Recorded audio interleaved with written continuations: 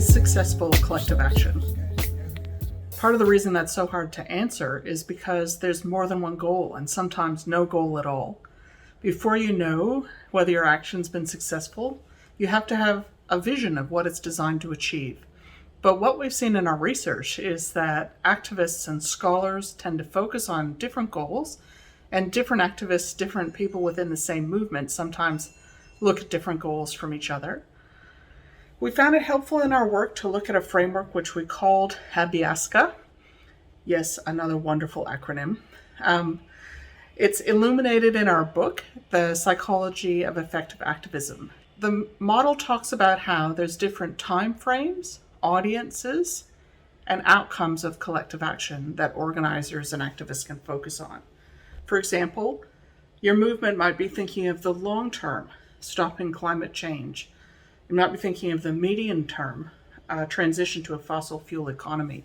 Or it might be thinking of the short term, trying to persuade a particular bank not to take action for a particular mining project. In addition, your movement might be focused on different types of actors. It could be that some of your activists are focusing on themselves. I just need to take action for my own emotions to do the right thing in this context. Some people might be thinking of supporters as a group, and others of political opponents. And some people are focusing on bystanders and third parties and growing the movement towards them. And that's important because potentially these different audiences have different needs and preferences. The same kind of rhetoric and language that revs up the supporters might alienate third parties and bystanders and might enrage and provoke opponents. Some of the specific outcomes that we focused on in our research, and that other scholars have too, look at what we call mobilization outcomes. There are 4 that are very important.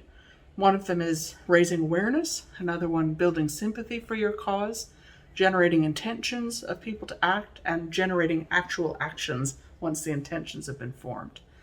Now, those goals, again, can be at odds with each other. Some of the actions that are best suited to raise awareness of a cause, like stunts and even some forms of property destruction or violence, they alienate people. They don't build sympathy, they undermine it, and they can reduce people's willingness to join the movement and to act.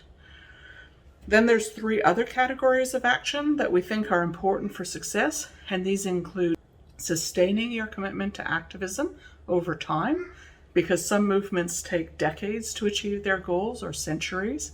Building your coalition so that it includes not just people who support your cause, but other people in the community that might have other motives, and ideally people that are close to power holders and policymakers.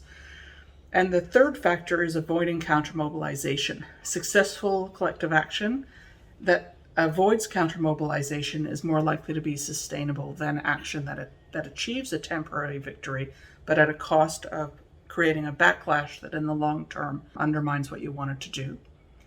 So short, medium, and long-term goals designed for different audiences, self-supporters, opponents, bystanders, and third parties, and the specific mobilization outcomes, raising awareness, building sympathy, generating intentions, and creating action.